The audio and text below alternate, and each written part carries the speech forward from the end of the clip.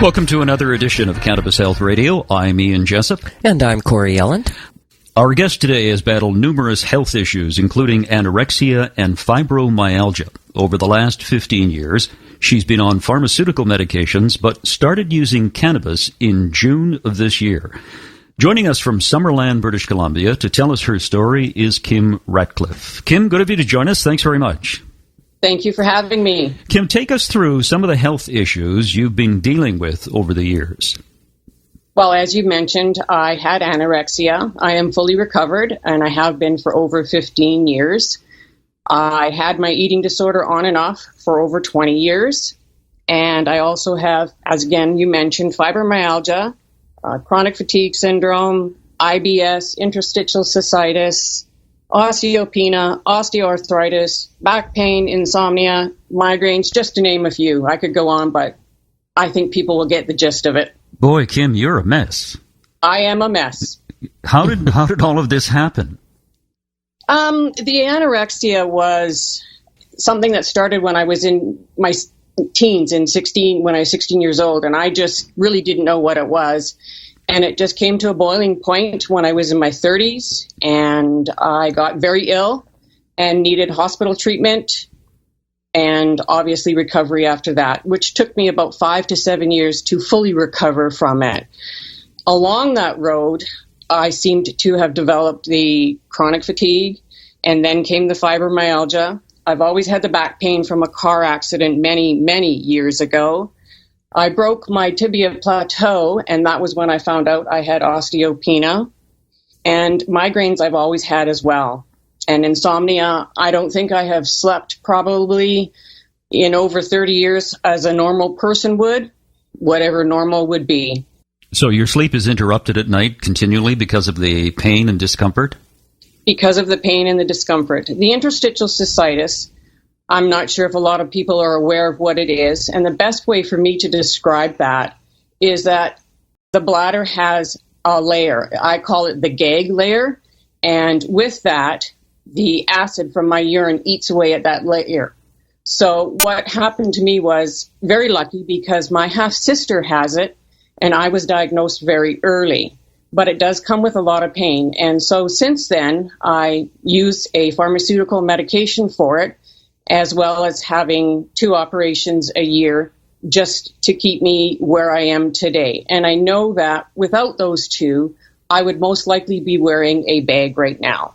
So that's what interstitial cystitis is. So it does get me up a lot during the night because I have to frequently go to the bathroom. And then, of course, when you have fibro and all the other pain elements, that wakes you up as well. So I'm lucky if I can get 2 hours of sleep at one time, and then I wake up, and then I go maybe fall back asleep, maybe not fall back asleep, and that's how my night is. Kim, you said you have 2 operations a year. Did I hear that correctly? Yes, you do. It's about every 8 months that I get it now. Exactly what do they do?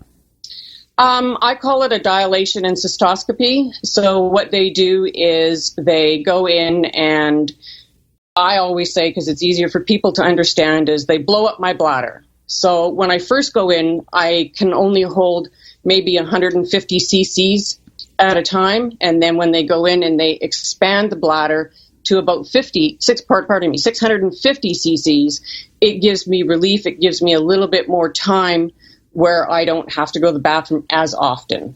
And you can sleep a little better. Sometimes, yes, sometimes not. It certainly helps, definitely. How long can they continue doing this, Kim? As long as I need it. And so far, I've been doing it for over 15 years. Mm. Given all the ailments that you have, how many medications have you been on? I've been on, I take about 8 medications a day on top of my vitamins. Now, what led you to try cannabis in June of this year? Well, I have thought about it, but just never followed through with it. And my husband was actually instrumental in saying to me, why don't you give it a try? Why don't you give it a try? And I never did. And then I finally said, okay, And he said, good, because we really have nothing to lose because of my quality of life. And that's what I'm after, is quality of life. And that's when I decided I would try cannabis. I'd read about it, but just didn't feel I was ready to pursue it for various reasons. Mostly the stigma about it, how it's bad and people don't talk about it, and they think you just want to get high off of it, things like that. Yeah, there is a stigma about being a crazy stoner, isn't there? Absolutely, definitely. And I know that it's still out there. I know that it is very much still out there. But what I've experienced since being on it is totally different. I've never been against it. I've always been for it. But I was just obviously not ready to try it.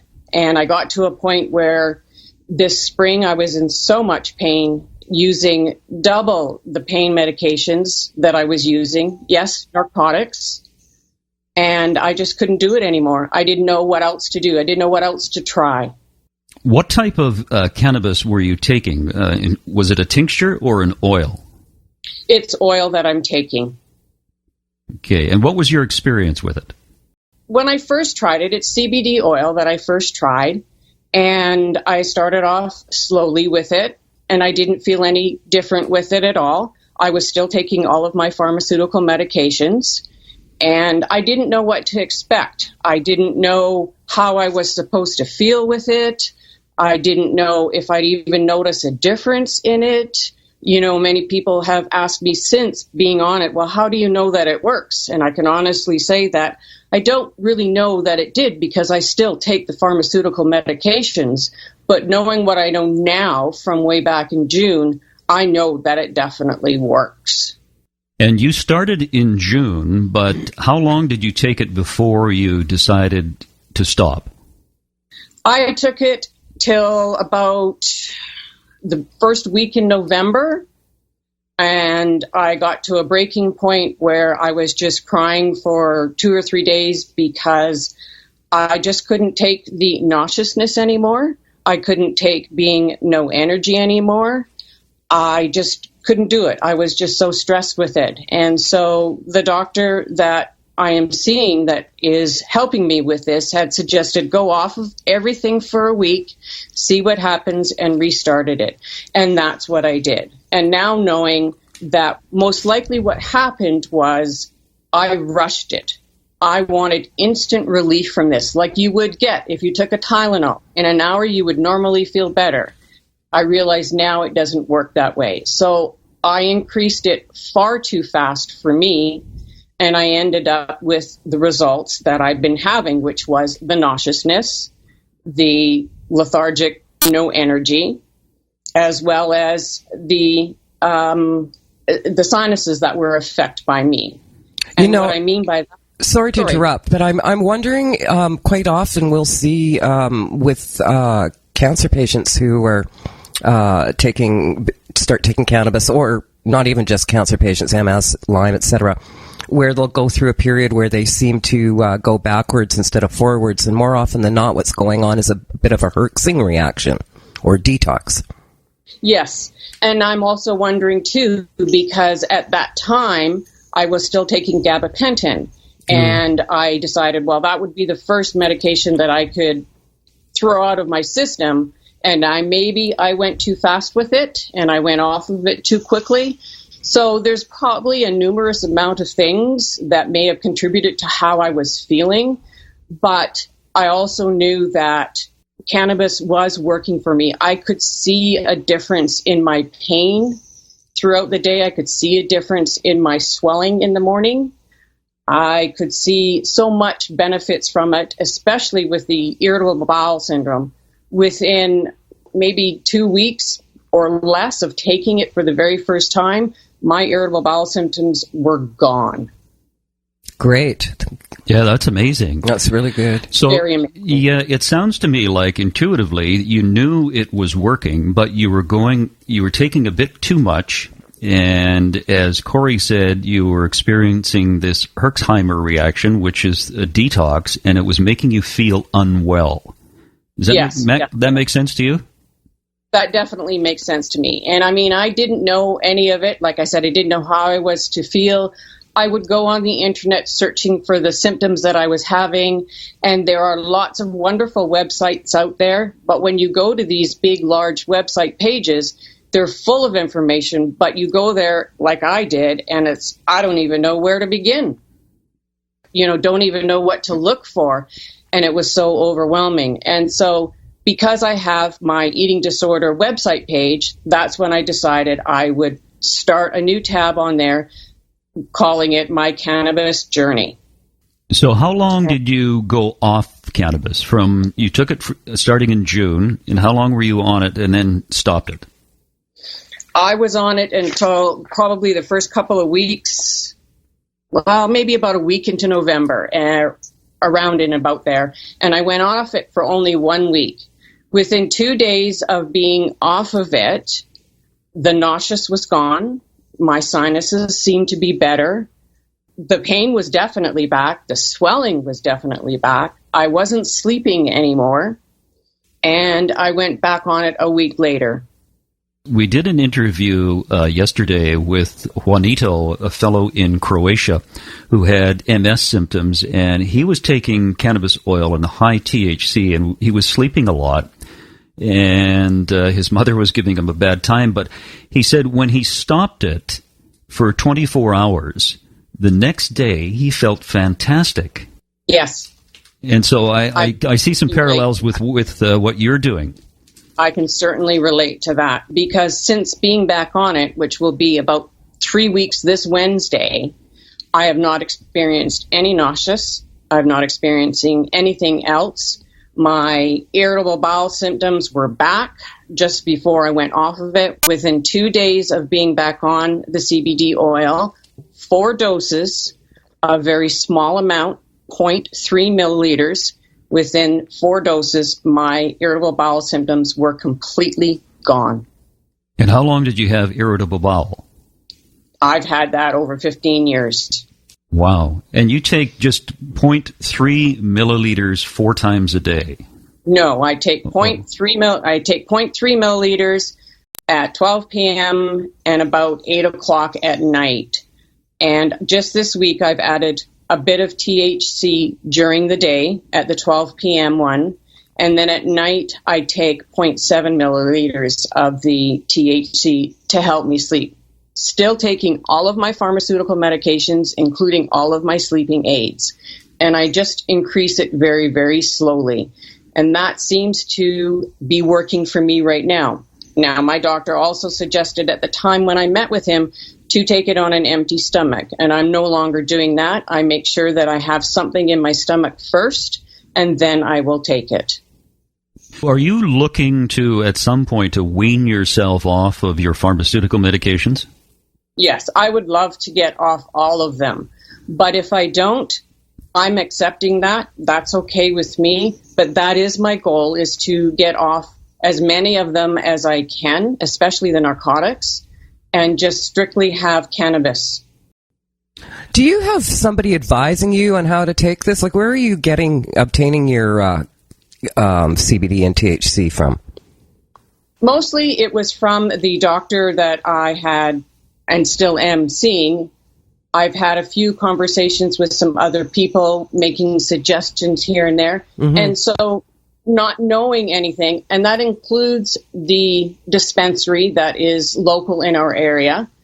And I listened to all these people, and I was very, very confused about which route to go. And I think that was part of it for me that was so frustrating, is I didn't know which route to go because I didn't have the information. Now that I know how my body reacts to the CBD and the THC, because at that point, I was taking 60 milliliters of CBD a day and at least 20 to 30 milliliters of this THC at night. So I decided when I went back on it, I was going to go my route and see if it would make a difference. And it certainly has. So when you refer to your physician, are you talking about a medical physician? Yes. And he's got, does he have a fair bit of experience then with treating patients with cannabinoids? Not really. My family doctor was not interested in pursuing and helping me with this. But he did point me into a direction of a website. So I went there, and they didn't have it, but they pointed me to yet another website. And I contacted them, and that is the physician that I'm seeing. There really isn't any physicians in our area that are very knowledgeable with it for whatever reason. Well, that's, I think, a problem right across Canada. It's not just where you are, unfortunately. But I agree. I think it's across Canada. I think it's a North American problem, really. Yeah. You're talking about how many mils you're taking of THC and CBD, but do you know what strength it is? Yes, I do. The CBD is 30-1. And the THC that I'm taking now is 10-1. And I should add that during those 4 months that I was taking it, being at the dispensary and, talking to the people there, I was using 4 different brands or products of all kinds. And that's the other thing that I decided to stop. I'm sticking with one brand, the one brand that I've had mostly for the beginning, and not introducing anything else, because I needed to know if the cannabis was really affecting me, if that's what it was, and that I wouldn't be able to take it or use it, or was it maybe the other products? So when you say brand, what are you talking about there? Like, is this like a company that is making what you're taking then? And yes, there's a company in the area here that produces it. I am registered with a licensed producer, which I just recently did. Right. I have not tried their products, but I did register with them. I wanted to do that for 2 reasons. One, so that the federal government could see that cannabis is an awesome product, and hopefully they will see the amount of people who are registered and maybe push along this new bill that might come through or what have you. Right. And that's why I did it. And then I just chose the one that was recommended to me from my physician that, I've been seeing and helping me through the cannabis. Right. Can I ask you, do you know if the CBD that you're taking is from hemp or from cannabis? Hemp. Ah. Have you tried CBD from cannabis? No. Because I don't know how much you know about me, but I've worked with a lot of people who treat themselves with cannabis, mainly cancer, but other ailments as well. And certainly in other ailments, there's a huge difference in results with patients who are taking CBD derived from cannabis and CBD derived from hemp, in my experience.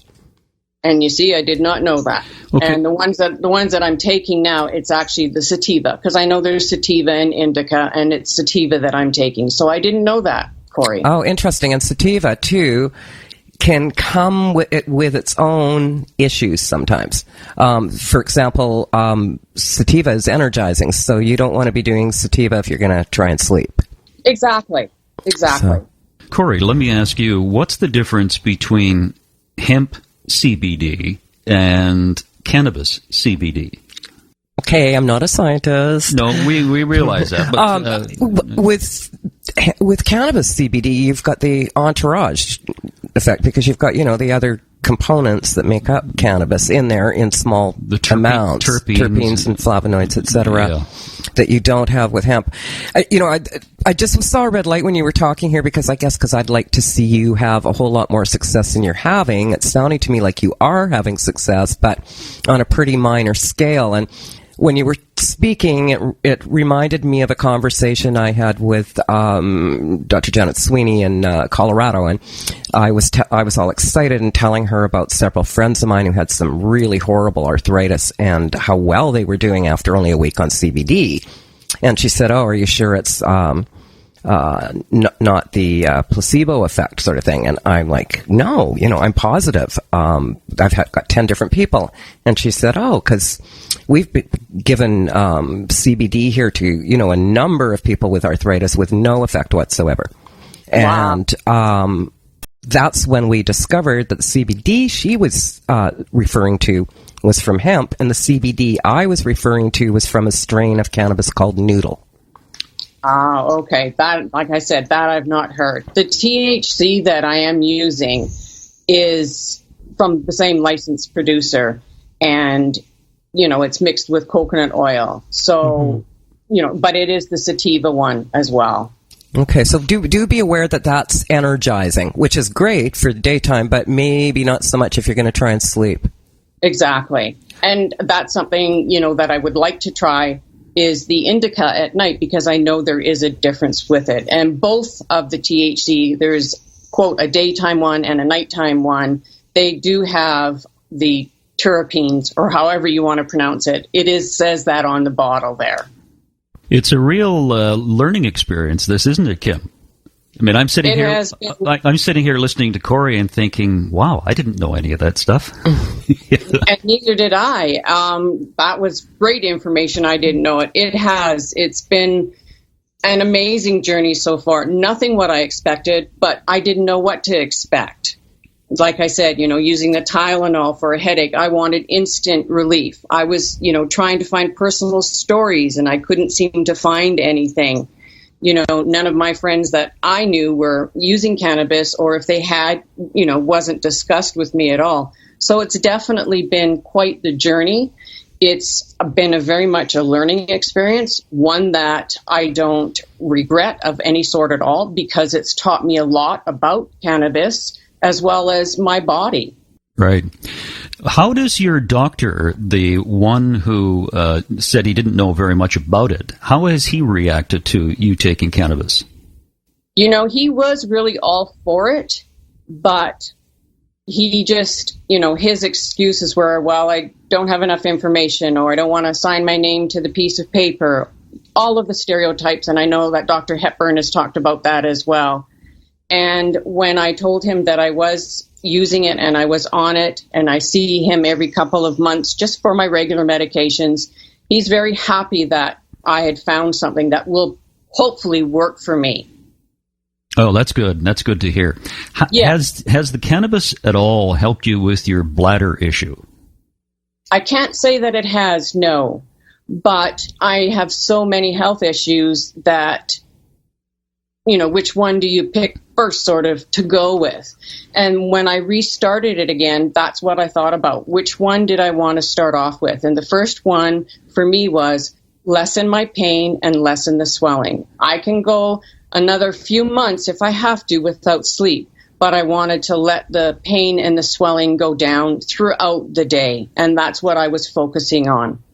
I wonder, I've got probably a dozen of my people have the same bladder issue as you, and have seen fairly good results. However, they're using a high THC oil. I wonder if you started using more THC, whether you'd see some changes there. And I might. I know that, when the summer months were here and I was using quite a bit of THC at night to sleep, for example, I would get stretches of sleep anywhere from 5 to 6.5 hours. And for me, that's a dream come true, because I can wake up the next day feeling somewhat normal. Oh, I hear you. But what happens is when I go the 6.5 hour stretch and I wake up to go to the bathroom, my back and my bladder are so full that I feel pain from that. So I know eventually I'm hoping that it will help. But for me, like I said, it's just one step at a time right now. Yeah, sure. I'm not giving up on cannabis. I am so not giving up on this, because I have seen what it has done for me in the past 4 months, even though I had all the other issues with it, the nauseousness, the extreme tiredness, et cetera, et cetera. I'm wondering, Kim, if you started to take the higher THC after you have this procedure to enlarge your bladder a bit, which would give you more time to sleep and recover. Yes. My next operation actually will be in February. So it will be interesting to see what my urologist sees when he does it and how I do afterwards, to see how well I am with it too. And I have no problem taking the higher amounts of THC by any means.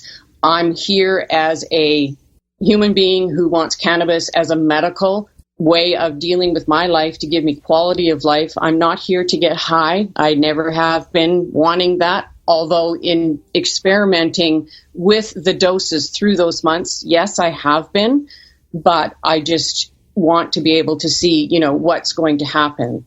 Is there anything else you'd like to say in conclusion, Kim, about your issues or about the use of cannabis and other people who may be listening who may have similar problems to yours? Well, the first thing I would like to say is don't give up. Don't rush it. There's no reason to, and that's where I think I might have gone wrong.